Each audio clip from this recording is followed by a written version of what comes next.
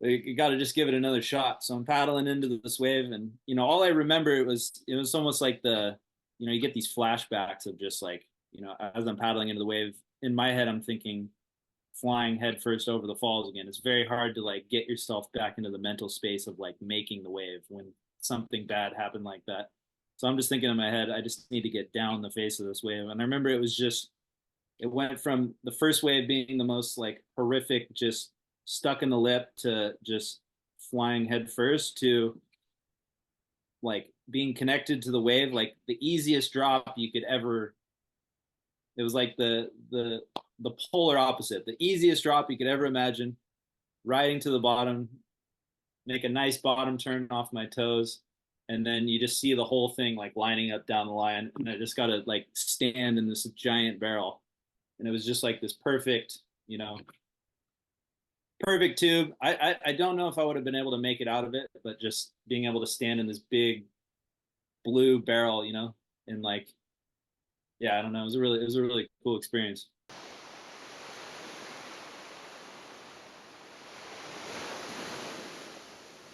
Welcome to Speaking from Water, episode 39, in collaboration with A Classic. Today we have the one and only Jack Akrop. He is a legendary big wave surfer, lifeguard, community man, and podcast host with A Classic on our program today, and we're super, super stoked to have him. Jack, welcome. Thanks for having me. Bro, it's so great to have you. I appreciate it. Yeah, you come in very high regard from many people. I did my homework on you, and yeah, I'm really excited to get into a lot of different things with you. But first of all, how are you doing today? I'm doing good, man. Yeah, doing really good. I was just up in Mammoth Lakes, doing some Mammoth Lakes, California, doing some snowboarding, and I saw that the buoys came up overnight and rushed down to Mavericks, about a 7-hour drive, and didn't get any good waves, but got like a nice little windy, stormy El Nino session right before dark. And so, yeah, I'm stoked, man. I'm kind of over the moon right now. I was kind of thinking just how cool California is in that regard, like ski, and then the next day you can go ride big waves. And I was like, man, that's pretty cool, pretty special place. Yeah, you're living large. And I was checking out your footage you're clipping from your Mammoth Lakes experience. It looks like you guys have gotten a lot of weather. It looks like you got a lot of snow from that. How was that trip? It was a good trip, man. Yeah, definitely. I'm glad I got over there pretty early, because I think a lot of the roads kind of closed into Mammoth. We've been just getting these like that was, I guess, kind of like an atmospheric river. So where I'm from in Santa Cruz, it was pretty much just torrential downpour and rivers breaking out, flooding. So kind of escaped that, and I was just in the fun, light, powdery fluff instead.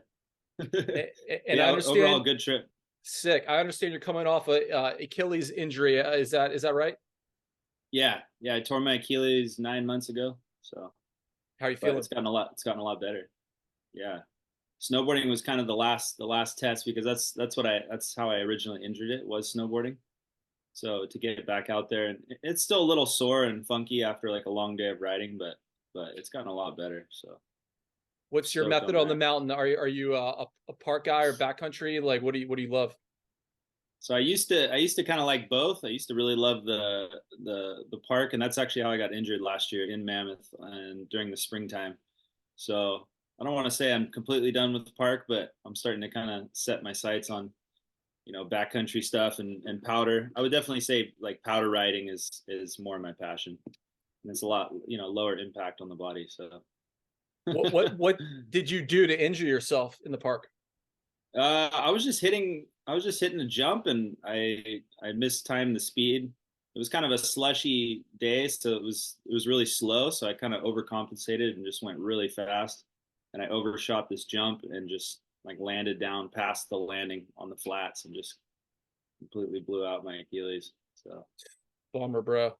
Yeah, it was a bummer. So I look at that and I was like, I don't really want to spend another 9 months out of the water and off a snowboard. So maybe we'll just go easy on the park riding. Well, congratulations on re-engaging the monster and coming out healthy, and then going to a new monster there in Mavericks. What was that session like coming home recently?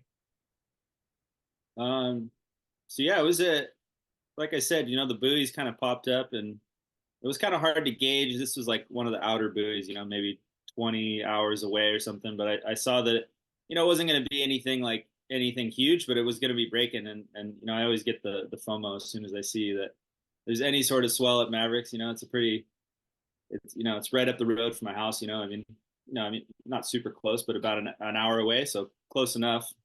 So I kind of drove down.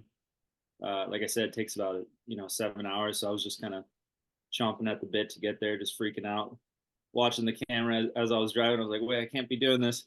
And then I got there, and it was just two of my friends out there. And by then, the wind had completely like blown the thing apart, and it wasn't a great session. But I paddled out right before dark, maybe 30 minutes before dark, and got one wave. And it's California dream, man. Even Yeah. even though it wasn't the most epic session, it was like it was cool to just be riding snow and then come back and be able to go surf. So looking at I'm your history, grateful. bro, like looking at your history, you've got a crazy life going on. You first don't really get into surfing, from what I understand, until you're like 20. Is that right? So I was a boogie boarder until I was about 18 years old. So I was always kind of in the water, but I was more into like land sports, playing baseball, soccer. Um, I boogie boarded and whatnot. But yeah, I didn't get into surfing until I was about 18 years old. So I think So it's kind of lit a fire underneath me, though. Just understanding that I'm a little bit behind the curve, and I think it's kind of forced me to work super hard and try to make up lost time, really. well, like boogie boarding in Australia is huge. It's not that big in America. What was it that got you into boogie boarding? And you were boogie boarding big waves. I mean, Santa Cruz has just a list of spots that are consequential. And from what I understand, you were out there on the boogie board. What was it that made you step away from that? Because a lot of people, when they get into something like that, they get passionate about it. They don't really want to go to the stand-up surfing because it's a kind of a different culture. Well, tell us how that ride of thought evolved. Yeah, so I started out, I was always, which is pretty interesting. I was always really scared of the ocean, to be honest. I started off doing junior lifeguards, so nippers in Australia, and that was a big thing I did every summer. And then around the age of 5 or 6, I met my best friend Quinn. We kind of just ran into each other at school, and Quinn was, just starting to get into boogie boarding, and he was real fearless. And so, we started hanging out, and I started, spending the night at his house on the weekends, and he would go down and boogie board this wave, First Jetty in Santa Cruz. It's just like this hollow little wave that breaks right behind a set of rocks, and it's kind of the perfect spot to learn, but also to kind of to hone in on boogie boarding. And so, yeah, it was just like this kind of slow process from 6 years old boogie boarding, and then we'd start kind of moving. The way Santa Cruz is set up, it's kind of, I imagine a lot of places are like this, but you got Capitola Beach, which is kind of like the epicenter of beginner surfing, right? It's about the easiest wave in town, and it's also the farthest in the bay. So it's like it's the most tucked away from all the swell. And then you just slowly move your way up the bay all the way to the, you know what I mean? And then it's, you keep going all the way up to Mavericks, and that's another story. But essentially, I started out at First Jetty, kind of just worked my way up, and then as I said, I was doing a lot of surf lifesaving sport, so we can get into a little bit of that. But uh, and I was starting to get really into downhill skateboarding, and I was also really into snowboarding. So I've always loved board sports, and it just seemed like the general progression because I was on a boogie board, I was laying down, and I was having a lot of fun. I think I definitely tribute a lot of the big wave stuff to boogie boarding, just getting comfortable, getting rolled around in shore breaks, and looking for different kind of slabs and stuff. So I definitely think boogie boarding had a big part in my upbringing. But I was snowboarding and I was downhill skateboarding, so it was just this. Okay, I gotta stand up now. Like, what would it be like to ride those same waves, but standing up? So that was kind of the progression for me, really. Now, when was it that you got on the surfboard? Where did you start paddling out there in Santa Cruz? So same spot. I remember right, I think it was right after I graduated high school, maybe. So I was about 17 years old. I went out to Capitola, the place that I originally learned how to boogie board. And on a bigger day, there's a nice left that breaks out there. And I had a 6'9" Pearson arrow that my cousin gave me. When he gave it to me when I was 6 years old. And I probably left that thing was in my garage for 11 years. And finally, one day I was just like, I'm going to take this thing out and give it a try. And I can just remember vividly, like riding some nice lefts, and I was like, I hate to say it, I do love boogie boarding, but it's one of those things that for me, at least, as soon as I stood up on a surfboard, it was just like, no looking back. It was like, oh my God, the amount of speed you could get on standing up. And, like I said, I definitely love boogie boarding, but surfing offered a different level of speed, being able to pump and make through those sections that on the boogie board, you were just getting stuck behind, So for me, it was like, well, this is it. I'm going to surf now. Yeah, the aesthetic of surfing is so different than the aesthetic of bodyboarding. And we had Ryan Hardy, the big time Nice. bodyboarder, on the program a couple weeks ago, and man, he blew my mind. And really, what it was when you're traveling on a bodyboard, your whole body's feeling the water, and that's something that really never occurred to me. So you're feeling that water, and as a bodyboarder, as you are, and a surfer now as you are, can you kind of contrast those two conceptual aesthetics for us? Yeah, no, that's a really good point. So yeah, Ryan Hardy's definitely somebody I looked up to growing up a lot. I always watched his. That's cool. So you had him on the podcast? Yeah, bro. Like he hit me that's right amazing, back man. up, and he went deep. For anyone who hasn't heard it, go back and listen to it. One of my greatest podcast interviews. He starts it off with a chant, That's okay, amazing. to get zenned up. And he goes into his story, and his story is just incredible. But his ability to describe the waves that he's been in blew my mind. But that was the biggest takeaway, was the sensation of full body of feeling. And this podcast is a really big aesthetic program, and I'm really trying to hone in on your aesthetic preference in all sorts of ways, tactically, visually. And that's really what I'm getting at with this particular question. Yeah. So I would definitely agree, boogie boarding and body surfing. I mean, body surfing even more so, where you're actually in the waves without a board at all, right? And you're like a seal or a dolphin. I think Mike Stewart, famous boogie boarder and body surfer, kind of explains it best, how, you're experiencing the ocean about as pure as you can, right? Because there's nothing touching the water. And then boogie boarding, for me at least, it adds that extra little bit of just an extra little bit of foam, so that you can gain speed, but you're still, you're lower in the water. So that definitely, I'm trying to get what I'm trying to explain here, but you're lower in the water, so you're more. It feels like a more intimate experience with the waves, essentially. Um, and then with surfing, uh, you just have a little bit of extra speed, even more so than, I guess. Can you kind of ask the question again a little Yeah, bit? bro. Well, I'm trying to get a feel on. Yeah, totally. Like let's downshift a bit, because you are in ocean rescue, and I know swimming is part of your background too. So let's Yeah. take the wave out of the equation, and let's go straight to you creating the energy to move through the water, and that sensation. Because a lot of surfers, they don't swim, they don't understand that thing that the swimmers get, and a lot of swimmers don't get the thing that the surfers get.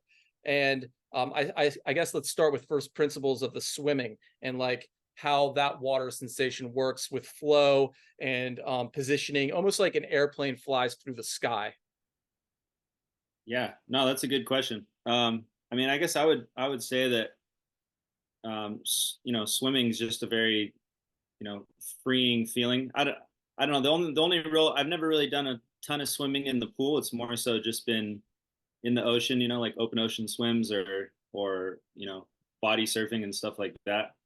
But I would definitely say, I mean, as a swimmer, and a body surfer, you have a lot more drag, right? Because your body's in the water, so you're going quite a bit slower in the water, but you're also, feeling those water molecules with your body a lot more.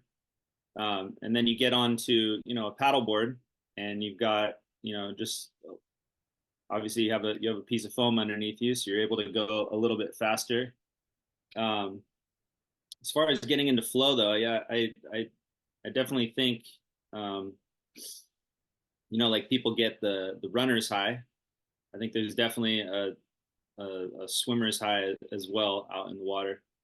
And for me, I guess the main experience for me has just been, especially out in the ocean, when there's sharks, and there's obviously a lot of big fish, and especially around here in Santa Cruz, it's just a very freeing feeling to be swimming. It's a little creepy, but it's also, there's been days where I've just gone out on swims, specifically just to like, you just feel very small, like in this big fish tank, right? And you feel almost naked, so to speak. So I guess that would be kind of the sensation really from swimming, is like this. It's like you have no protection between you and whatever's underneath you, and that's, I don't know. I don't know if it's exactly like an adrenaline rush, but it kind of is in a sense. If you go out far enough, you're kind of just in each swim, you're like, well, maybe this will be the last one. Maybe, but Yeah, yeah. it's a very freeing feeling, being, and then, I guess once you add the paddleboard, the nice thing is that you're still, you have a little more protection, so you feel a little more comfortable in the water, and you can also travel a little longer distance, right? So I think that's why paddleboarding's so exciting. It's because instead of, there's people that can swim 20 miles, but that's going to take you far longer than if you're on a paddleboard, or if you're on an outrigger canoe, or if you're on a surf ski. You start to, you get these different crafts, and you're able to go faster and gain more ground. But yeah, they definitely all have their own sensations. I think swimming, the nice thing is just being fully immersed into the water and actually feeling like one of those, sea creatures in a sense, right? Like you feel a part of the water, as opposed to being on top of the board and you're a part of the water, but you're still on your own separate craft. Does that kind of make sense? Absolutely. When was it that you really got into your life saving, as Um, far as the organization goes? yeah, yeah. So I kind of I grew up doing it. My sister was in junior lifeguards, so I was around down here in Capitola. We have a big program, 1,000 kids every summer.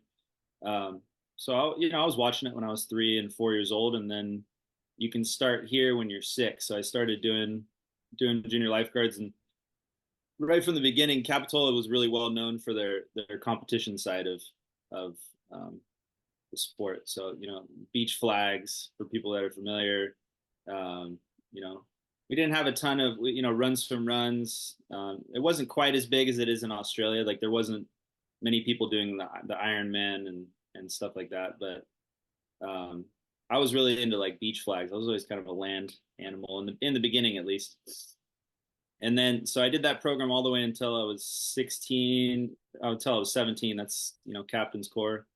And then I took maybe 5 or 6 years off. I went and I didn't get straight into lifeguarding. A lot of kids will get right at 16 or 17, they'll get into actually like working on the beach or being a junior lifeguard instructor, depending on which agency you work for here in Santa Cruz. But I took 5, 6 years off. I went and worked in concrete and construction, and then I started teaching surf lessons. And then my friend Tyler offered me a job down in Capitola when I was probably 24, 25 years old. So yeah, 7 years after. And that's kind of what started the whole lifeguarding experience. I did 3 summers as a seasonal just junior lifeguard instructor. And after that, I transferred over to state parks. And so there's 3 agencies in Santa Cruz. There's Capitola Beach, then there's state parks, and state parks kind of governs all of the state beaches in Santa Cruz. So it pretty much covers the biggest range of beaches, and then Santa Cruz City, which covers like the Boardwalk Beach and that area. So I got in with state parks, and so this will be my 3rd year as a seasonal working for them. Beautiful. And Yeah. you did the competitions pretty consistently until 17. You took a break, and are you back on the competitions? I'm trying to. Yeah. Yeah. I mean, the goal is definitely to, I mean, there's quite a few. There's probably six, seven. I don't know. There's quite a few competitions here in California. I'm just starting to realize. I know there's regionals, nationals. Those are the two, really big ones. Regionals being, the California coast, and then nationals being all of America, and that's usually held on the East Coast, although it was held in Southern California a few years ago. And then there's a couple kind of underground competitions, the South Bay Dozen that LA County lifeguards put on, um, and then a few others. I think San Clemente Ocean Fest, and I'm starting to realize there's a ton of these different competitions all over the place. The problem's always been, especially working with state parks. As I said, this is my second year.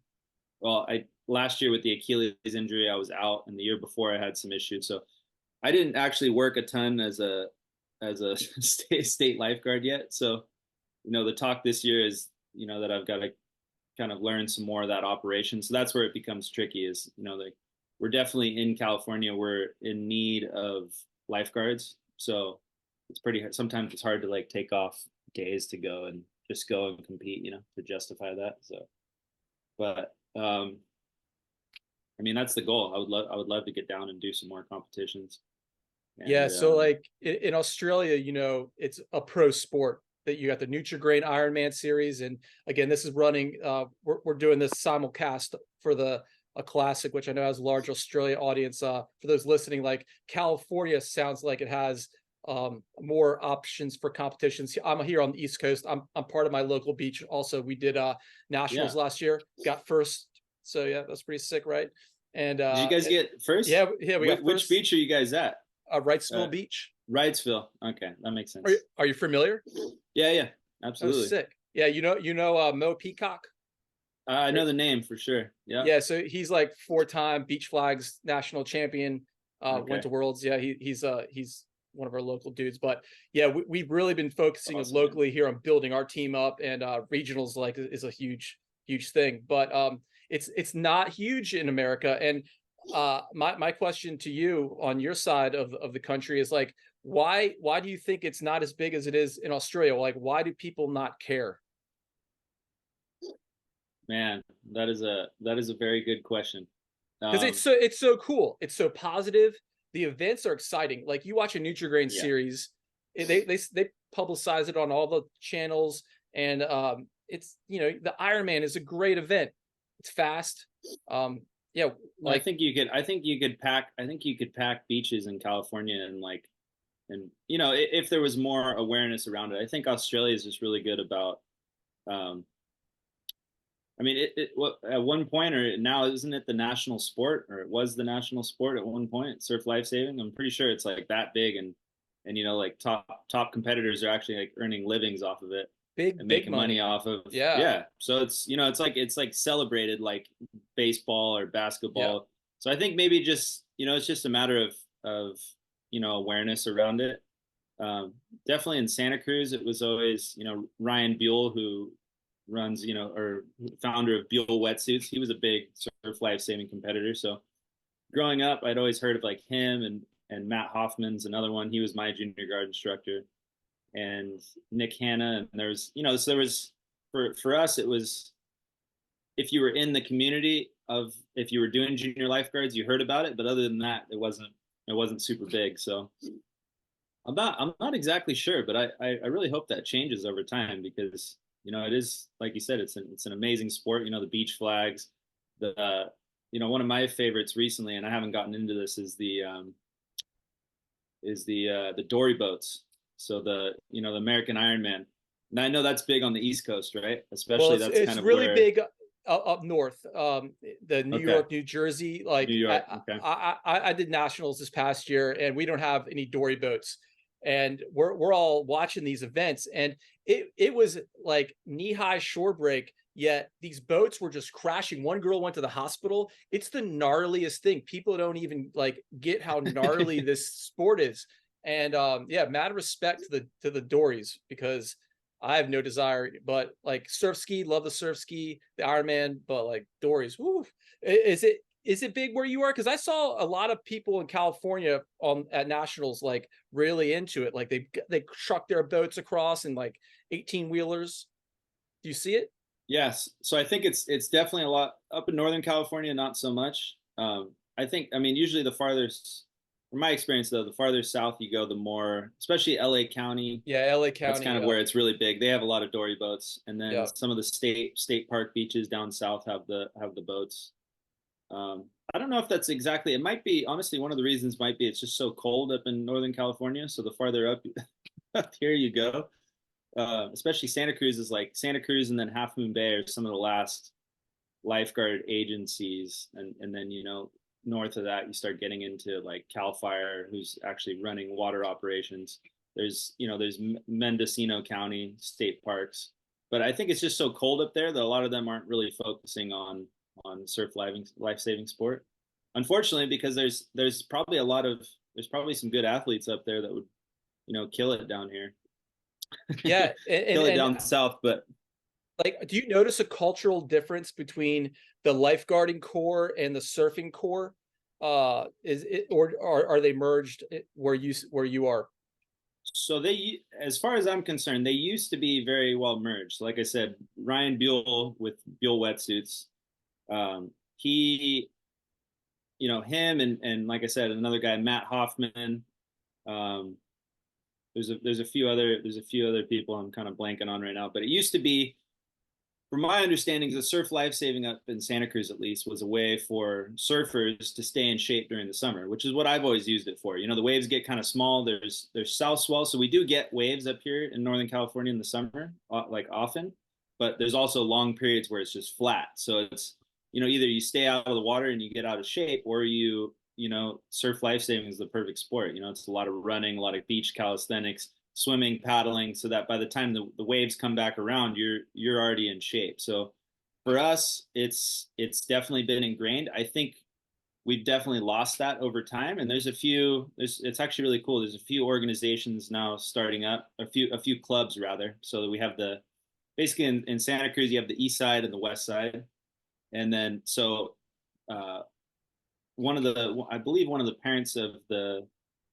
um, upcoming junior lifeguards and now lifeguards started the West Side Surf Life Saving Club, and then one of the other dads started the East Side Surf Life Saving Club. So there's kind of there's a resurgence, I should say, of surf life saving sport coming up in the next generations, and I really hope that kind of sticks around and people start to gain awareness around it. But yeah, definitely growing up, it was really intertwined. I think now it's a lot different. Most of the surfers don't do surf life saving, and vice versa.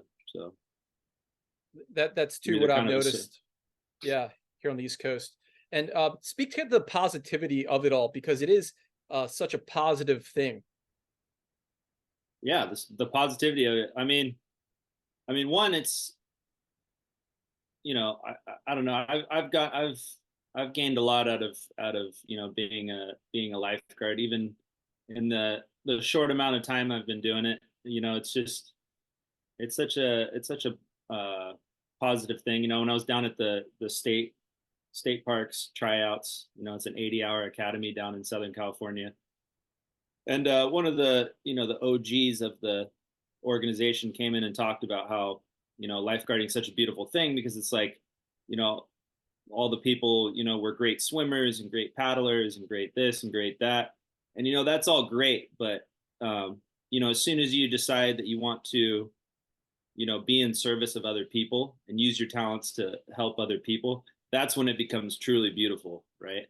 And so I've and surf life saving is essentially just in my opinion, is a celebration of that, and a celebration of athleticism within a sport of like being able to help people. So it's essentially these paddleboard races. It's like how fast can you get out to a victim and rescue them? Like beach flags, even it's on land, but it's how fast can you turn around, assess the situation, and go and attack that situation.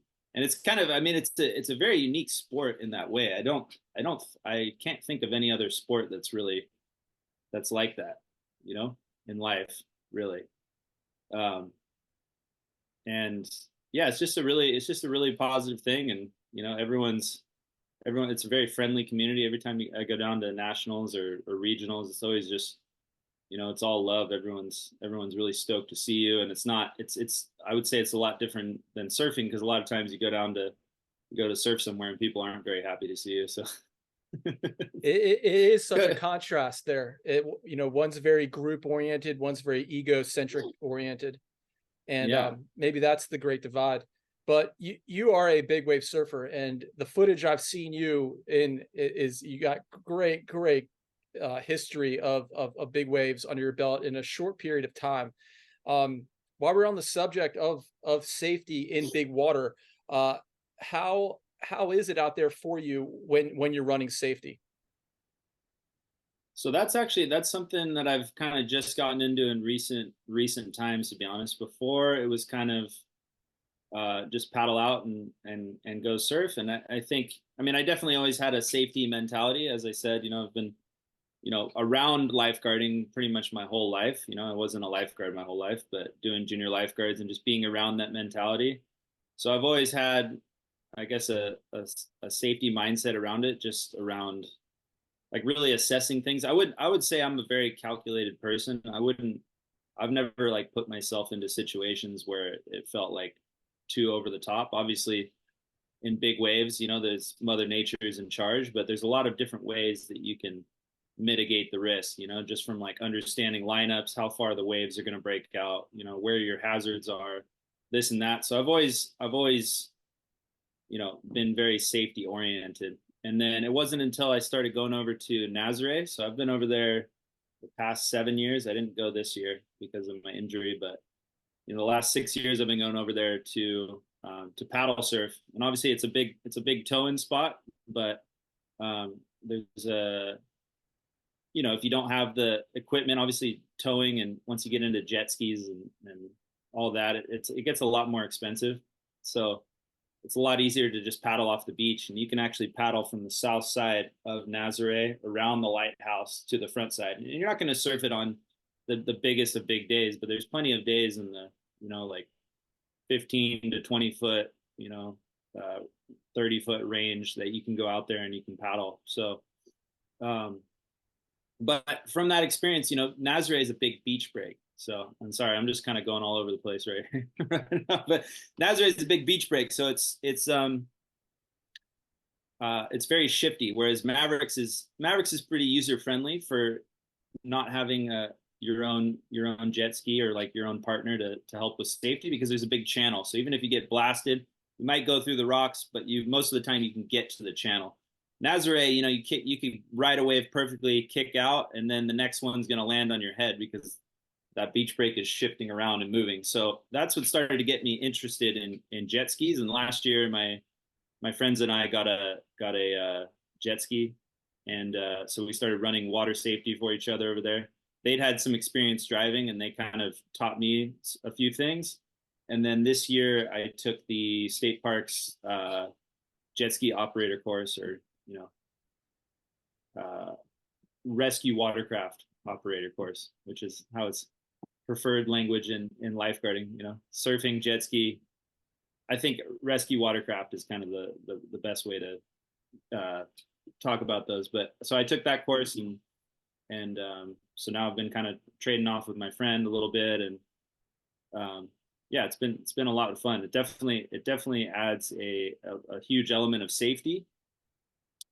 But I would also argue too, you know, with all of this, um, you know, everyone talks about, oh, you have to have a jet ski, you have to have a jet ski. A lot of times, to be honest, I feel a lot safer without a jet ski, because especially if you don't, you know, it's me being someone who's kind of an amateur, like if you're not really good, and even if you are really good on a jet ski, it adds a different level of danger, because you know now you have a big piece of metal in the water that can flop around and smack you. And you know, I've been out plenty of times out at Nazare and Mavericks, and not had issues, when I'm just with my board. That being said, it can get you out of some dangerous situations. So, yeah, I don't know.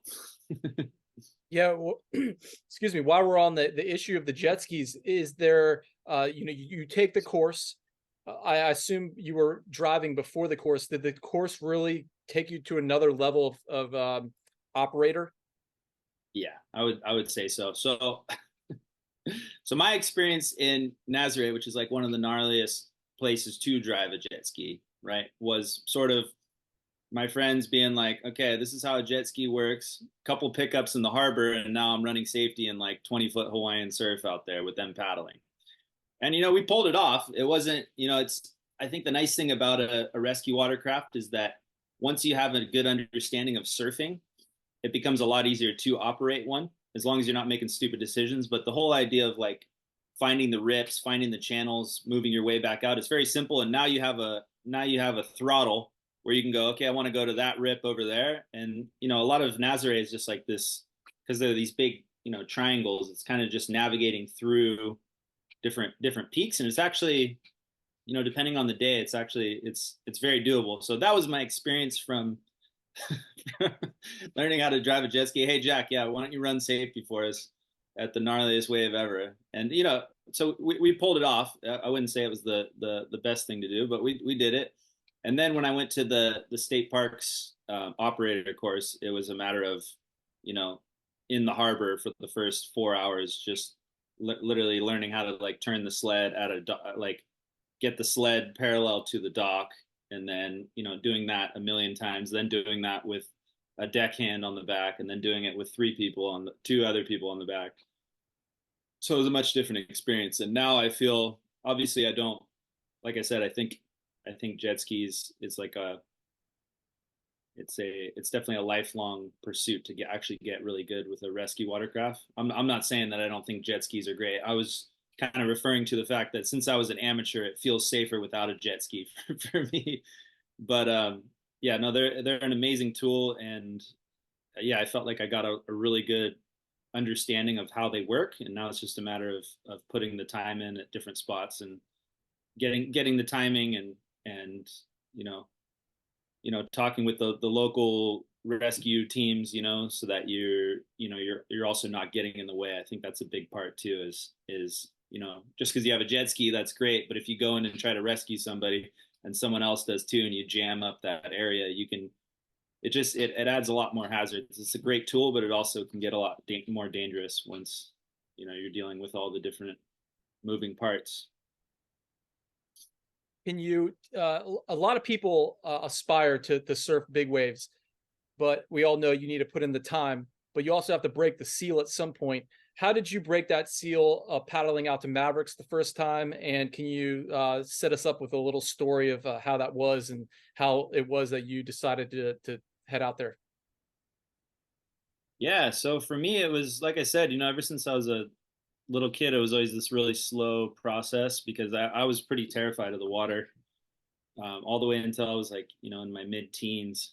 And then, right around 16, 17, when I was starting to stand up surf and I was doing all that downhill skateboarding, I saw this documentary. It was just called Mavericks, a documentary, and it was by Grant Washburn, who's like a super legendary, one of the pioneers up at Mavericks. And I pretty much watched that movie over and over every single night. And that was kind of the beginning of my passion for surfing big waves. I was riding big hills at night on a skateboard, and I started to equate that to what that would be like to ride a big wave. So I imagine, like, instead of just riding this big mount or this big hill, what would it be like if this big hill had a big mountain of water coming down behind it? And it was just this, I guess for me, a lot of it really came from visualization, right? Like just like seeing myself in my head riding these giant waves, even though I wasn't anywhere near the ocean, I was on land. Just kind of a strange concept, but I think I spent so much time in my head visualizing this that from there it was just like this. It started to speed up, and I surfed, Steamer Lane. There's a wave Middle Peak out there at Steamer Lane. That's one of the iconic big waves in Santa Cruz, and then from there there's a few waves up the coast, and eventually it was my friends Tyler and Tyler Conroy and Pat Shaughnessy were getting into, they'd already been up surfing at Mavericks, and Tyler offered me one day to come up on a day where it was real low tide. So the nice thing about really low tide at Mavericks is you don't need much swell. So it was just barely breaking. And I went up and I was with had like a 7.8, which is a very small board, just to go out and check it out. It was the perfect. And so we went out with his friend. I actually ran into his friend yesterday in the parking lot, which was kind of full circle, like the first guy I'd ever paddled out with. This guy Lawton, I think he said his name was, but we went out and he kind of gave us the rundown. We did like a little prayer in the estuary there, just prayer for safety and stuff. And it was this really cool experience of like first time initiation into Mavericks. It wasn't like, oh, let's go out there and just charge a giant wave. It was like, no, this is like a pretty sacred, special place. Like, let's treat it with respect. And we paddled out, and I just sat on the bowl, which is kind of where the wave, rears up and breaks, like the main breaking point of that wave. And I remember just sitting there and seeing this, this big lump. And the way Mavericks comes in, it's, it comes out of really deep water, so there'll be nothing, and all of a sudden it's just this giant slab throwing barrel. And even at that size, 10-foot faces, it was just like horrifying. So I ended up just sitting, and I don't think I even caught a wave that day, and just paddled it in. And it was maybe like 2 to 3 years after that I actually started like going out there and giving it a shot. So I think I definitely think it humbled me at the age of, I was probably 22 at that time. So it wasn't until I was like 25 that I actually paddled back out there to like give it a shot. So how old are you now, if you don't mind me asking? I'm 32. Okay. Wow. Yeah. And you've 32. covered So a lot of ground. Was that? So you've covered a lot of ground. Well, I've dedicated a lot of time, from that point, I think I got really passionate about surfing out there. And I started dating a girl who was a journalist over in Hawaii. And I'd go over and spend time in Hawaii and started surfing Waimea Bay. And then, I went down to Puerto Escondido and spent some time there. So it was definitely like this general, this like I said, the slow progression of, so just putting in time over and over. You surfed Waimea before you surfed Mavericks. Yeah. Wow. Okay. Yeah. Take me to that first trip to Hawaii. The first time you get off the airplane in Hawaii, for those who haven't been, is just you smell this air that's completely foreign, and it just fills you up with just stoke. So give us your stoke story. Give us your trip out to the North Shore, and give us your first take on your paddle out there. Yeah. And what year was it? I definitely agree. This was, I'm not sure. Maybe that was, 2022, probably like let's say that next season. So I went out to Mavericks at 22 years old. So maybe I was 23. I don't exactly know, but I do like the way you describe the sensations of the smells of Hawaii. That's really cool, man. Because till this day, man, I've been back to Hawaii a bunch of times now, and it's just like, I love California. I love where I live, as I talked about earlier, being able to snowboard and surf in the same day. But there's this sensation of being in Hawaii, just that smell, right? It's like, whoa, I'm in Hawaii, right? And you it's get just to the North tropical Shore, paradise. It's warm. The roosters are chirping. Yeah, the roosters are chirping. You get to wake up in the morning to hearing. Yeah, that's amazing. At first, I kind of hated it. 3:30 in the morning, you're like, what the fuck was that? But but you get used to it, right? And all of a sudden, it's just you're in paradise. But yeah, let's talk about just that first time, especially on the North Shore of Oahu, coming down that iconic vista of where you're on top of the hill and you're looking down and you just see the North Shore. I remember thinking, oh my God, look at that. That's one of the most iconic, probably the most iconic pieces of coast in the world, right? Like the most movies shot there, it's kind of the epicenter of surfing. It's like the proving grounds, right? The North Shore proving grounds. So I definitely was scared, like looking at that, I'm like, oh shit. It was I think the first year I was there, maybe it may have been an El Nino winter too. So can't remember when the last El Nino was, maybe 2000. Anyways, and so yeah, it was just this, I guess this amazing feeling, coming down into, and my girlfriend Shannon at the time, she was, like I said, she was a reporter, so she worked for WSL. She worked for all these different news outlets. The Inertia, there was this online, I think they're still around, the Inertia on Instagram. But so we were staying right kind of in the center there at her friend's house, right at Rocky Point, and so it was just this, I'm super grateful to have had that experience, and just staying right in the epicenter, like getting to surf Rocky Point, getting to surf Sunset Beach. I think the nice thing about the North Shore is there's so much variety. So it's not like you don't have to go straight to Waimea Bay. I mean, just being in the ocean on the North Shore of Oahu is an experience in and of itself. You start off surfing Sunset Beach, and I surfed Sunset, maybe what they would call 4-foot Hawaiian, 8-foot faces. And I remember getting probably to this day the most work I've ever been in the ocean was a 4-foot Hawaiian Sunset, which sounds funny, because people are like, but you've ridden like giant waves at Mavericks, and you haven't. It's amazing that sometimes like anyone who spends time in the ocean can understand that it's not necessarily the biggest wave that like sends you the biggest, deals you the biggest beating, right? I remember paddling out to Sunset, and I'm on my shortboard in my board shorts. Yeah, this is great. And the set comes through, and I try to duck dive it, and the thing just absolutely obliterates me and just smashes my face into the board, just pinned on the bottom. I was like, oh man, this is gonna be some trip, You're like, I need a bigger board. I need a bigger board, because it Yeah. doesn't. That's the interesting thing about over there is just it's coming out of being on islands, coming out of open ocean. It's a whole different experience than California, where swells are. I mean, and there's obviously open ocean waves in California, but Hawaii just feels like a different animal. So, so did you get a bigger board? Because you say you went to Waimea. That's a big step up. Like Sunset, I did get a bigger board.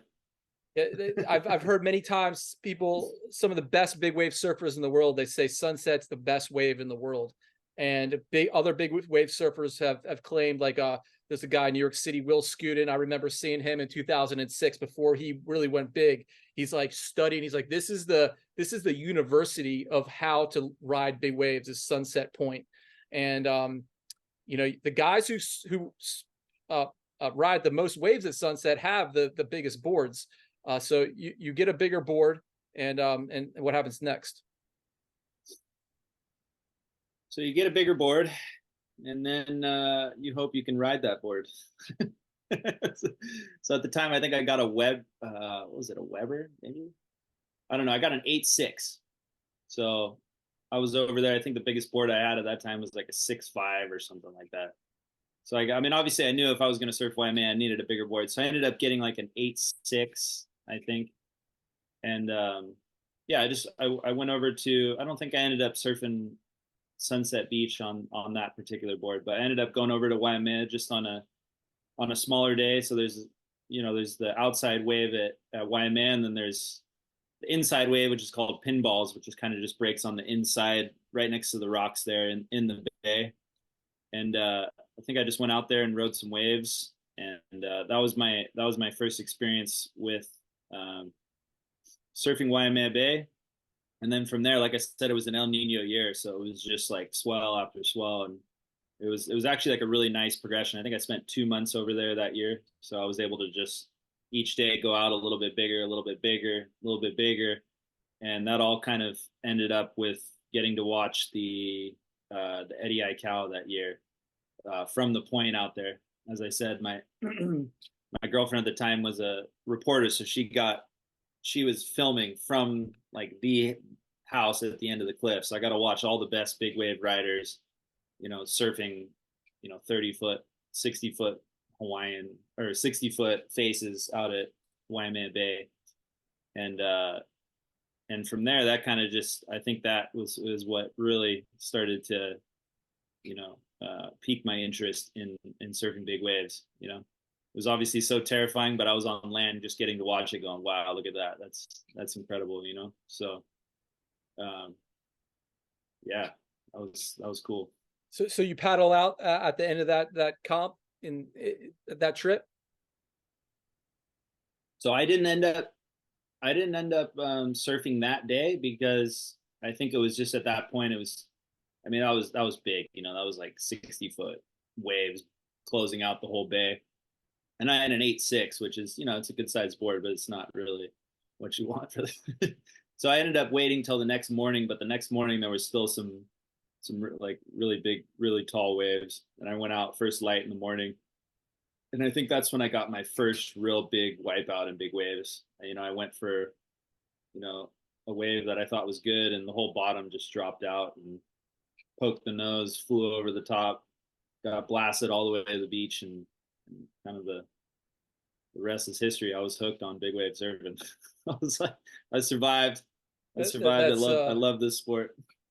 that's such a great turning point, because some people might at that moment be like, all right, enough of this. I'm headed back to Rocky Point to shred some my 6'5" or 2, whatever you got. But you were like, no, I want more of this juice. So More of the juice. you go then to Porto. How was Porto Escondido for you? Uh yeah, the unique thing about all these different ways is they all have their own faces, right? So Puerto was always really scary because I'd seen in a lot of the old movies, a lot of people drown there, and a lot of people have broken their necks there because it's a shallow sandbar. So the unique thing about Puerto is it's a shallow sandbar, so a lot like Pipeline, where you can hit the bottom. Luckily, it's not jagged reef, but you can hit the bottom very easily, and there's a lot of neck spinal injuries that happen there.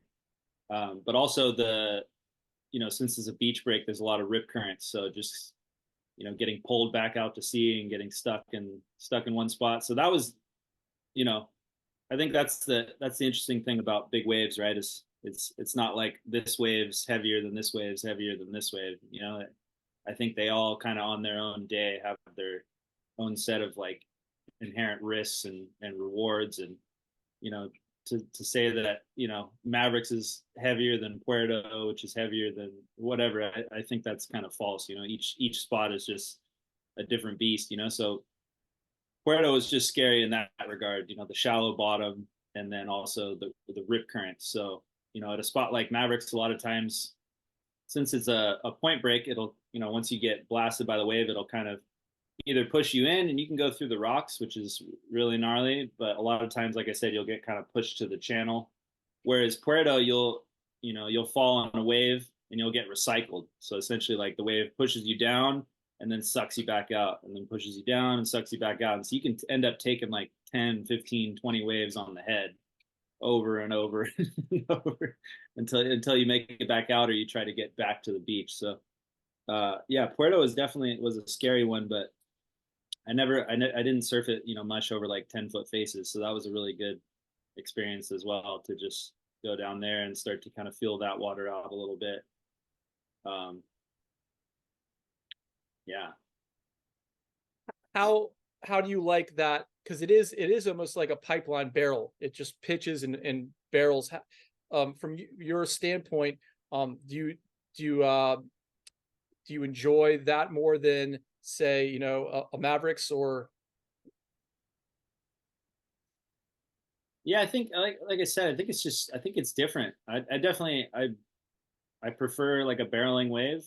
I mean, I think a lot of us surfers, and I think the ultimate is to get barreled, right? So any wave that has like a nice hollow section is kind of the holy grail in surfing. But that being said, it's also fun to go straight sometimes on a big wave and get have that sensation. So yeah, I definitely I wouldn't say I have a preference really, as far as, I think they're all just unique and fun in their own right. But definitely Puerto, the goal there is to just go and get barreled.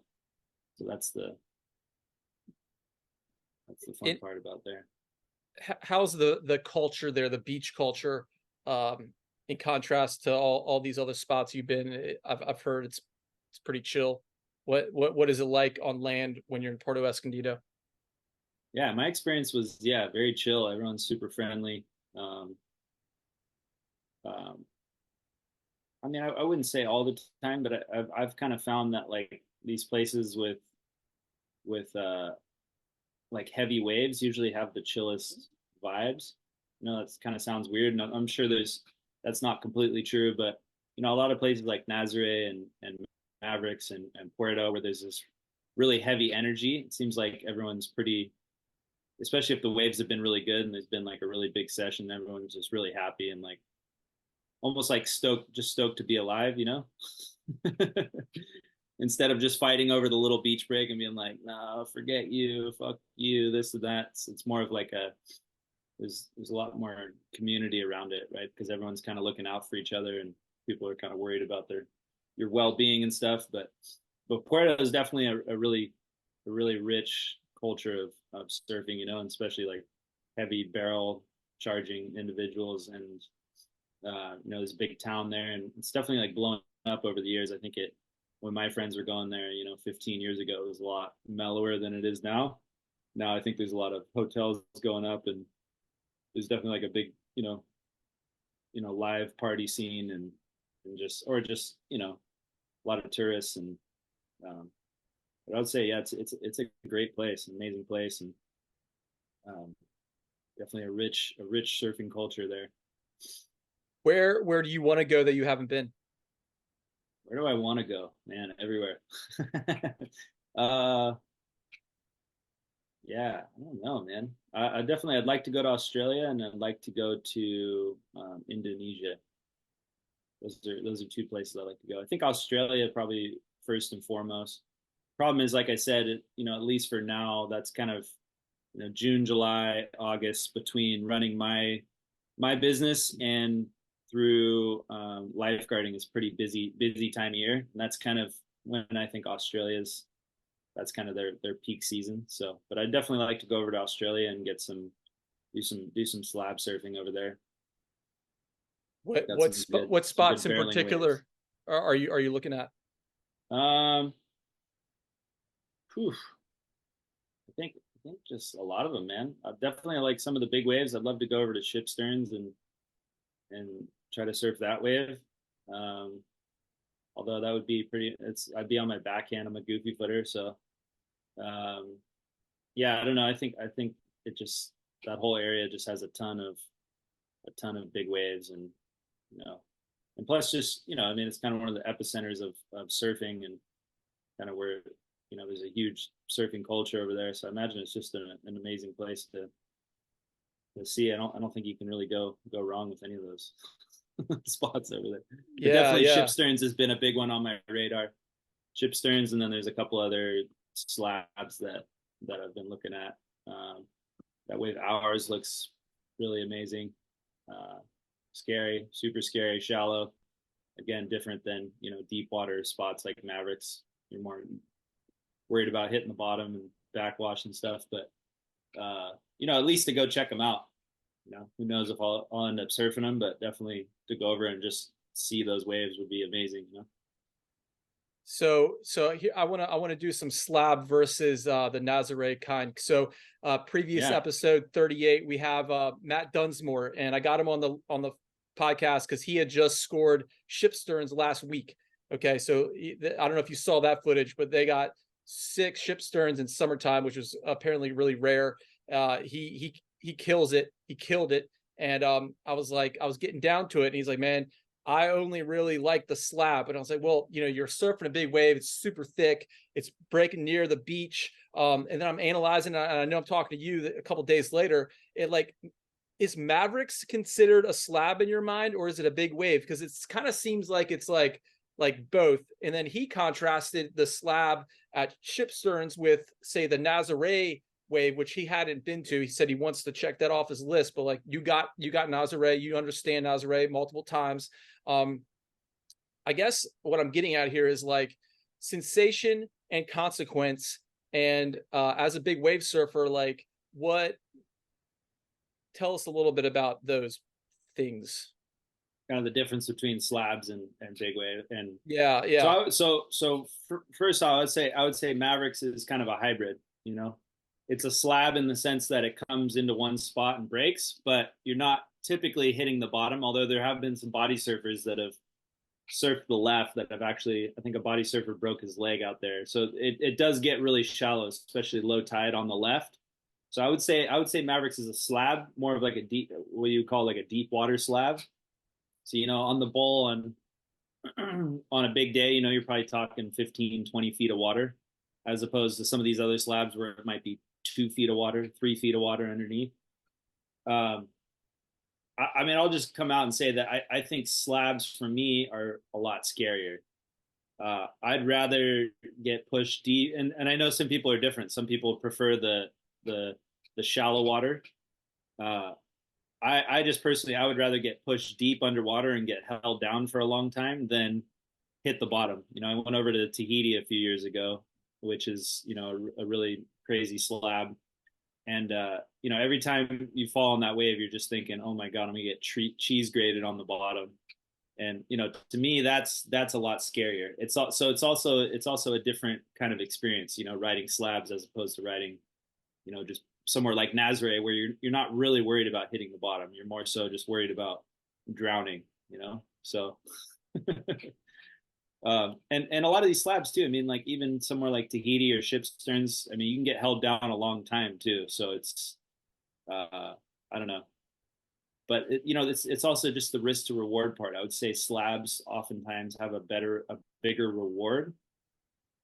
Not to say anything against Nazare. I think Nazare is amazing, and there are certain places where you can get, people have gotten big barrels out at Nazare, but like somewhere like Tahiti or somewhere like ship sterns, you're dealing with a much bigger barrel. So for me, the risk to reward, the reward's a lot higher. Being able to get like one of those crazy visions in a barrel, you know.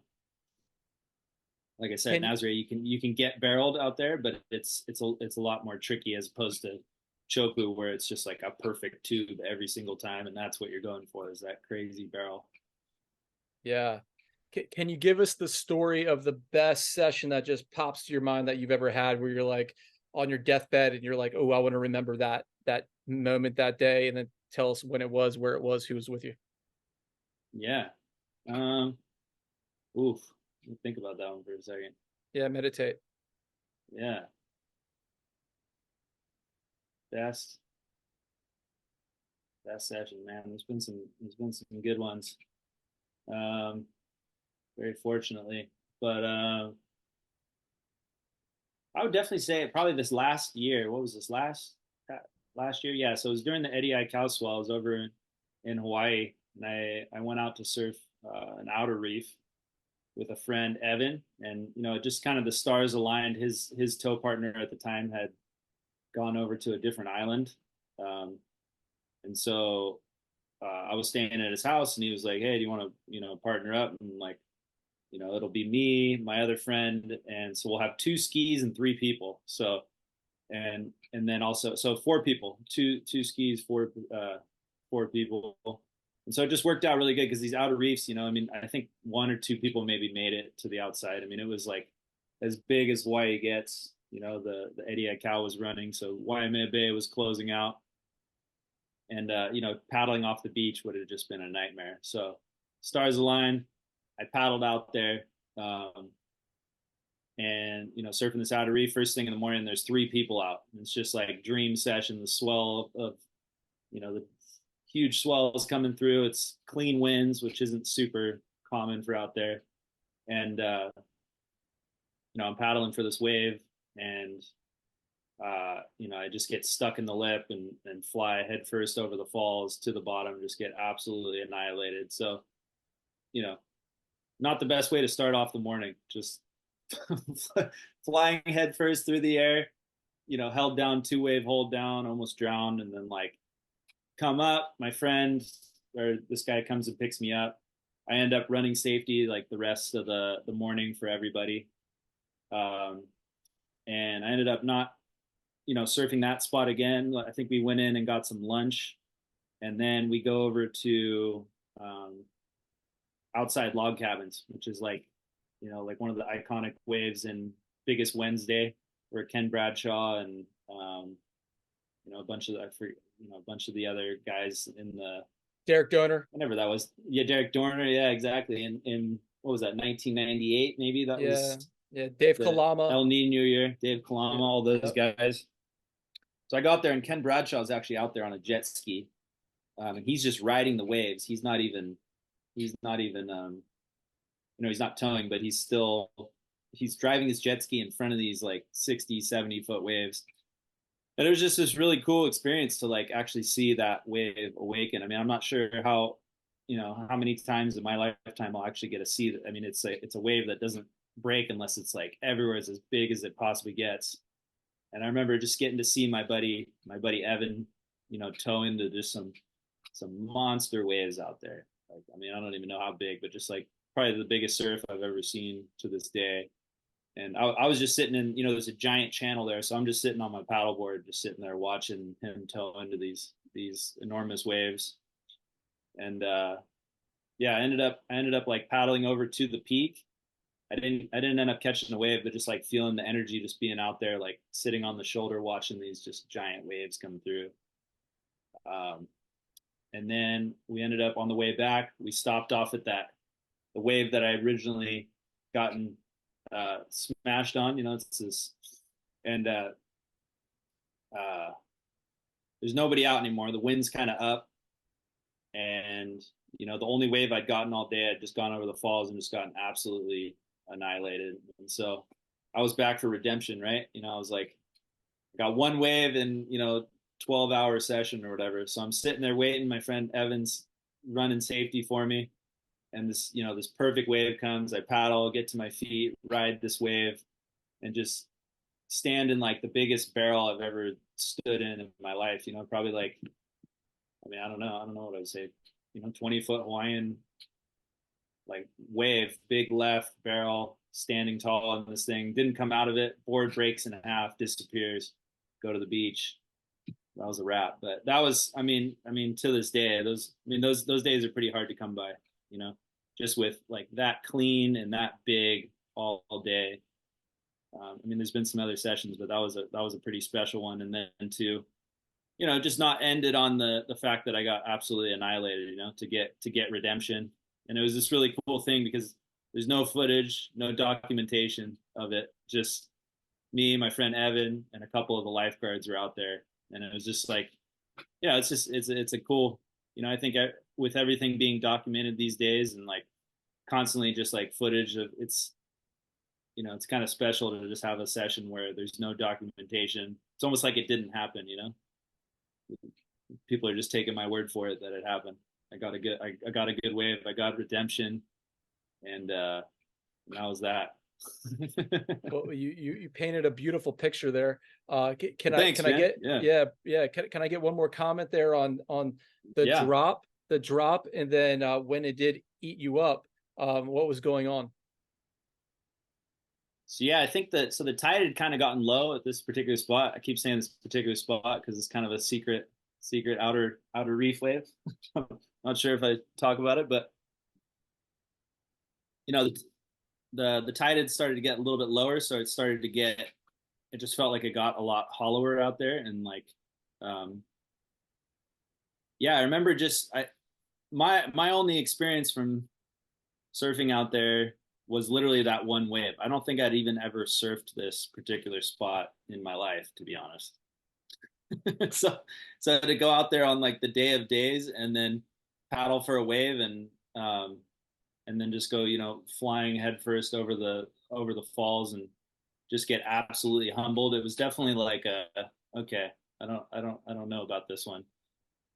So when we came back from the tow session over at Log Cabins, I was definitely nervous, and especially there was nobody out in the water anymore at that point. It was literally just me, and then a couple of the North Shore lifeguards, which was nice. They were like watching over me, and then my friend Evan. But it's a different experience, at least for me. Like when you're surfing big waves with a big crowd of 20 people, the level of confidence is a lot higher because you're doing it with people, right? But when you're by yourself, you start to get into your head a lot more. So I'm kind of just paddling around. Oh, that wave looks good. I don't know. So I was in my head for 30, 45 minutes. And finally this one came, and I just was like, all right, you got to just give it another shot. So I'm paddling into this wave, and all I remember, it was almost like you get these flashbacks of just like, as I'm paddling into the wave, in my head, I'm thinking flying head first over the falls again. It's very hard to like get yourself back into the mental space of like making the wave when something bad happened like that. So I'm just thinking in my head, I just need to get down the face of this wave. And I remember it went from the first wave being the most like horrific, just stuck in the lip, to just flying head first, to like being connected to the wave, like the easiest drop you could ever. It was like the polar opposite, the easiest drop you could ever imagine, riding to the bottom, make a nice bottom turn off my toes, and then you just see the whole thing like lining up down the line, and I just got to like stand in this giant barrel, and it was just like this perfect, perfect tube. I don't know if I would have been able to make it out of it, but just being able to stand in this big blue barrel, and like, yeah, I don't know, it was a really cool experience. But it was nice to have the difference between, like, because that wipeout could have easily just kind of ruined it for me. All it takes is like one bad experience, and if you don't come back from that, you don't like get back on the horse, so to speak, like it can fuck with you for a while. So it was just perfect to have. It was almost like this, with Mother Nature. If you want to talk it in like spiritual terms, it's like, it was like, okay, you need to respect me. I'm going to give you one gnarly beating, but then you come back and you're persistent.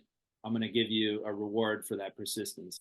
That kind of makes sense. And I think that's, to me, like one of the most beautiful things about big waves is like, it can, it can ruin you. I mean, the ocean can take your life, but I think if you come at it with a place of humility and respect, and just like, I really want this. Like, I want to get a good wave. It's not about trying to get the fame or the glory. It's like, and maybe that first wave, that was kind of the lesson to be learned. It's like, you don't just go out to a spot and just think you're going to turn around and catch the biggest wave ever without like, paying some sort of dues. So it was just beautiful. It was like, okay, you got humbled. Okay, don't do that again. And now here's a beautiful wave, something to remember. And then I'm going to eat your board, and it's never going to appear again, because that's your price out here. I'm taking your board with me. So I don't good. know. You want to talk in I don't know. Yeah, That's just my take on it. Bro, you killed that. Hey, so like Thanks, what's bro. the confidence that then puts in your heart that you can then take with you on land in all this regard of these big wave situations you're in? Because I can imagine that the confidence lives deep.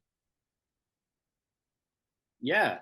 No, I think it's just that, like what I just talked about. It's like this idea of, you know, you know, like you can do anything you put your mind to. That's the big one I've realized. Like when I was, you know, just starting out as a surfer, I really didn't think I'd be able to ride big waves. It was like, okay, I'm just starting out at 17, standing up. Like it's going to be very hard to like get into riding these big waves. And so it's given me this confidence that like you can do anything you put your mind to, but it's going to be a process, right? Like, I had in my mind, for example, with this outer reefs wave, I had in my mind, like, I'm just going to catch the biggest wave, gnarliest wave ever and just do it. And it's like, no, that's not going to happen. You're going to have to put in some work, and you're going to have to, start to understand the wave a little bit better. But if you're willing to not give up, then you can achieve anything in life, really. So I think, and then you can, in the sense of coming back to land, you can take that into business. You can take that into whatever things you want to do. I mean, it's just about, I guess, persistence. That's the biggest thing I've learned with big wave surfing, because and just surfing in the ocean in general. The ocean's always in charge, and so if you're not persistent, then you're never gonna get the reward, right? Because it's gonna humble you left and right.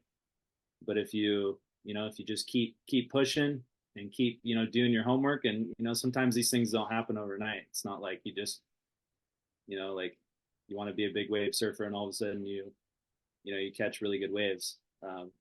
takes a lot of work, and dedication and time. And I think that's just life in general, right?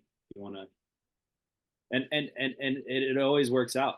It's like, the only time, like the saying goes, the only way you fail is if you give up, so. Killer, bro. And like, so on land, you have you're a journalist, you do podcasting. I've read your articles in Inertia, and you have a Nice. business, Flow. Like, tell us. I guess let's start with how you got into the journalism, and then we can move on to these other pursuits. Yeah, so the journalism thing I haven't done in a long time. That was a job I was doing with my ex-girlfriend, who was at the time was also a journalist for the Inertia, and she kind of gave me the job of running that. So I wrote a few articles in that one, and that was kind of my job while I was over in Hawaii, which super grateful for that experience to have been able to like work while I was over in Hawaii, essentially working remote. Um, but yeah, I've always really enjoyed telling stories. I think now it's more so just been on my Instagram platform. Um, and then yeah, so Flow is my shirt. So this is Flow is actually an organization I work for, run by a guy, Nick Hart, good friend of mine, and it's a safe space after school program. They do all kinds of things from mountain biking, skateboarding, and then I run their surf program. So, and he's kind of who gave me my start essentially. So we started, and it's for middle and high school kids in the Santa Cruz area and beyond. They're trying to expand over time, but as far as the surf program, any kid can just come down, and we provide boards, we provide wetsuits, and essentially just free surfing lessons, surf and ocean safety lessons down here in Santa Cruz. And they're actually so Flow is my friend Nick's company, but through Flow and through teaching these surf lessons, I actually started my own company, Central Coast Waterman. So Central Coast Waterman is essentially my brand that combines the world of surf lifesaving with surf camp. So it's essentially a junior lifeguard surf camp hybrid that I started here in Santa Cruz. I was doing both. I was working as a junior lifeguard instructor, and I was teaching surf lessons. And just with everything we've been talking about on this podcast, I started to realize there's a combination between the two, right? And like I attribute a lot of my success in big waves to surf lifesaving, like just getting physically strong enough to paddle a paddleboard for that long, surf ski, swimming. I mean, that was the big training I did. So it's now a matter of teaching these kids, and going even beyond that. Central Coast Waterman, being able to teach kids stand up paddling, eventually outrigger canoe, and just learning this waterman lifestyle of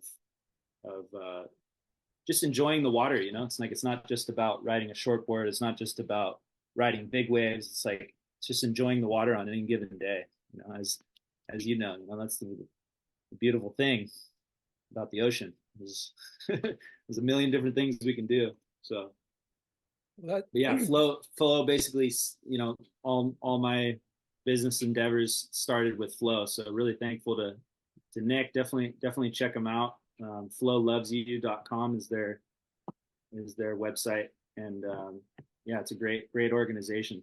So that's super beautiful what you're doing, and it's crazy that you're bringing these two worlds together that we were just talking there at the beginning. The what kind of stoke are you seeing in these kids and the progression over time? And do you see these kids turning into the next generation of chargers out there? I hope so, for sure, man. I definitely see, I think the hardest part about the whole business for me has been getting people to kind of conceptualize this idea of being a waterman, right? Because everyone sees surfing, and all the kids that I have in my program, it's just like, they just want to ride a 5'6" shortboard, and they want to ride that board if it's this big or if it's this big, and they don't want to like expand beyond that. And like, that's totally fine. Like I'm not here to tell anybody, hey, you need to do this thing. But the whole goal is to just like, okay, try a pair of fins and go body surf. try a paddle board and go paddle out past the buoy out there. Try, like all these different things. Cause I think for me, at least, and what I've been really thinking about recently is like, depending on the day, it's like for me, like the other day I was riding a shortboard and the conditions did not warrant riding a shortboard. And so instead of just having this great experience where I could have been on a prone paddleboard, I was thinking that day, a stand-up paddleboard, I would have been having so much more fun, catching so many more waves, and also just getting a lot more experience in the water, right? If you're only riding the same craft, it's like you're kind of limited a lot of times in what you can do.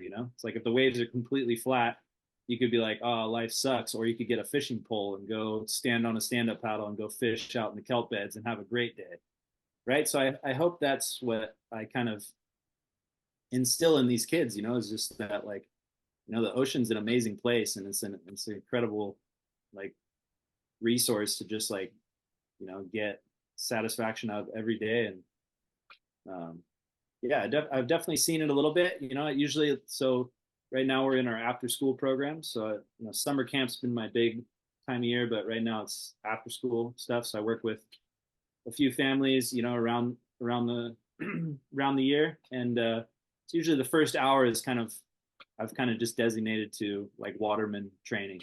So we'll do anything from, like, first aid and CPR training to sprint paddleboarding or swimming. So there's kind of, I've kind of broken it up into like an hour of that training, and then I give them an hour at the end to, focus on whatever kind of surfing they want to do. So that's definitely, I think most of us can agree that surfing's one of the best parts of the ocean. Not the only part, but it is. Riding a wave is one of the peaks. So absolutely. Yeah. You're teaching, you're teaching eternal truths that a person like yourself who's done the time understands, and the kids don't know these truths. Yeah, no, exactly. I think they, and like I said, rightfully so. I was the same way when I started boogie boarding. My dad was like, "Oh, you should try surfing," and I was like, "No," I was so set on this boogie board, set in this one way of boogie boarding. And I mean, even to this day, I mean, I'm a big fan of.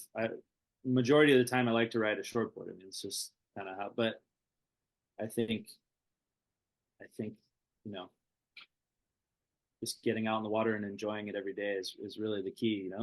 Even today, there's no waves. It's kind of stormy, but you could get out there on a paddleboard and get your workout in or whatever. So. Dude, yeah. So, like, before we conclude here, you've just totally crushed an hour and 20 minutes. I'm inspired. I know everyone listening here in the future is just going to be, they're percolating. Before we conclude, I got two more questions for you. You're a classic podcast host. I'm dabbling with a classic. As you know, this is going to be broadcast on their channel as well. How do you view podcasting, and what's kind of your method? And tell us your kind of your eternal truths that you've learned as a podcast host. Yeah, well, I mean, it's definitely still super fresh to me, but Dan reached out after we did I did a podcast on a classic, and he asked if I wanted to kind of stand as the, I guess the somebody in the field of big wave surfing that was familiar with the territory and could kind of dive into some of the questions a little bit deeper as far as, like board equipment or whatever. So I thought it was a cool idea. And at the time, I'd already been kind of thinking of doing my own podcast, just because a lot of times, when I go on these trips to Nazaré or wherever, I get to meet these really cool people that have like very inspiring stories. And so it was just like this perfect opportunity, right? I didn't need to get the platform. It was just like, why don't you just come on, use our platform? You just need a pair of headphones and a laptop, and from there, I've already gotten to do like 2 or 3 with some of my friends and heroes. I just did one with my friend Antonio Silva. He's a big wave charger out of Portugal, and then Ryan Levinson, who's a friend of mine, who was like one of the original rescue watercraft drivers for the WSL. Steve Rice, another big wave charger from South Africa, who's a friend of mine, and so I don't know, it's a lot of fun to just to I don't know. I mean, as you know, podcasting's fun. It's like you get to learn about somebody else, and you get to create this piece of content that other people can listen to. I don't know. I'm really enjoying it, to be honest. I think it's a great thing. Yeah, And dude, just coming from somebody, I love listening to podcasts myself. So it's cool to be on the 100%. opposite end now. So Yeah, yeah. Who are some of your I guess favorite interviewers? And we can even go across podcasts, maybe public radio, maybe I enjoy Charlie Rose. oh, nice. Charlie Rose. Yeah, you I familiar? don't know if I know Charlie Rose. No, Oh, bro, he's the I have to OG. check him out. Yeah, he started in the 90s on PBS. Okay. Yeah, check him out. Yeah. I mean, for me, it's, I started out listening to like Joe Rogan, and, I know it's been kind of controversial over time, but Oh, he's I great. really I love him. I like the fact that he plays a neutral role, right? And so you as the listener get to learn a lot, because he's just, instead of him being like, yeah, I know what you're talking, it's like he plays it like he's super dumb. And so then you're able to conceptualize something from like a physicist or a PhD student, to where you're like, oh wow, that makes sense, instead of them So I really like him. I mean, that's kind of been the big one. Jocko Willink, ex Navy SEAL. I listen to his podcast a little bit, but podcasts are cool, man. Yeah, well, you're gonna crush it on a classic. I look forward to listening to more of your podcasts. You do a great job. And let's You, just man. shout out a classic for a second. The first time I heard about a classic, I was doing research on. Did you hear the one with Dougal Patterson from? He's a big wave surfer out of South Africa, Dungeons. Okay. Anyway, shouts out to Dougal. I've had him on the show twice, and so I'm listening to Dan talk to him, and I'm like, a classic. What a cool name, because like we're Americans, and like you know lots of Australians, I'm sure, and like the way they set things up is so funny. Like, so a classic is such a classic thing to say in Australia. So shouts out, big up, and Dan, respect. And thanks, Dan. Yeah, dude. So like last question here for you. What's the meaning of life? What's the meaning of life? Oh man, I'm still trying to figure that one out. I think for me, the meaning of life is just experience it, and just experience all the ups, the downs, the highs, the lows, all of it. And I think that's been the big allure with riding big waves, and just is just like experiencing, like what is that like, and then now transitioning into like, what is it like to host a podcast? So I think, I mean, that's not all of it. Obviously, there's a lot to life. There's, enjoying your friends and family, having some sort of purpose, I think, is a big part of the meaning of life. Like living purposefully, whatever that may be. I'm still trying to figure it out. I mean, I dabble in a million different things. I'm dabbling in being a lifeguard, being a coach, a mentor to kids, a big wave surfer. I'm just trying to figure out, like, I don't know, like what, yeah, I guess I'm trying to figure out the meaning of life, but I do think having some sort of, purpose. I think a big purpose of mine is riding big waves, but then now I'm finding purpose in teaching kids and teaching people how to stay safe in the ocean. That's like taking my passion and then trying to take it a step beyond, and like get other people to conceptualize these things, and also just get people to like experience that, like, I mean, one of my big goals would be to have one of my clients or one of the kids I'm coaching to like experience big waves, and maybe they love it, maybe they don't love it, but like what what is that experience like, so I think just experiencing life, man, and enjoying it, and just like trying to sip it all up. It goes by fast, right? It does. It does. It's a flash of light in a pan. Jack Akrop, dude, you've crushed it. And before I let you go, can I get one more in? You got one more? Yeah. No, okay, no, I bro. got one more, bro. All And right, I just like, wanted to say before we end, thank you so much for having me on here. It's been a blessing. And yeah, no, it's a great. I always feel great. Podcasts are just fun. You just get to talk to somebody interesting, and you know, it's cool. yeah, So you hope ripped to do it. it again. Yeah, dude, 100%. Um, you're a man of the ocean. You love the ocean. Wave gardens, wave pools. They're huge now. What's your take on the artificial wave? I think it's awesome, man. I mean, I don't know how sustainable they are. I would say that would be the only downside is if they, you know, if it becomes an issue on the environment. But that being said, I went to Waco recently with this organization, High Fives, and man, wave pools are the shit.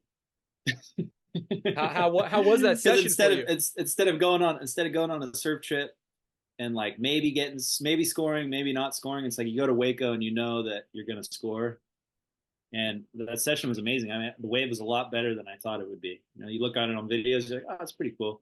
And then you get there and you see the first one come through, and you're like, holy shit. And we had like a 12-hour private session, so it was just, I think I surfed like 11 hours and 45 minutes of that, just until I couldn't move anymore. And it's just the same wave over and over. Just yeah, it's amazing. I really think I think it's probably the future of surfing, because now it's going to allow, you know, a kid from freaking Texas to potentially make it on the WSL who may not have had, you know, the experience to go on a surf trip. You know, he didn't have the resources or whatever to go somewhere else. So I think it's Yeah, amazing. gonna blow the whole thing up. Yeah. Yeah, I mean, maybe we'll see. But from what I've heard, like a lot of people are like, oh, the beach though is still the place to go. So Mother Yeah, Nature, yep, totally.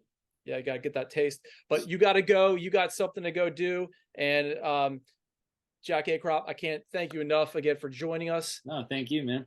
Yeah, bro. And I wish you the best of luck today. And I look forward to speaking with you again. Sounds good, brother. All right, dude. Have Have a a great day. great day, man. Thanks so much. All right. Peace out, everybody. Oh, like, follow, and hit up a classic. Hit up Jack. I'm gonna put the stuff in the comments below. And with that said, peace out. Thank you, brother. Later, dude. Have a great one, man. You too.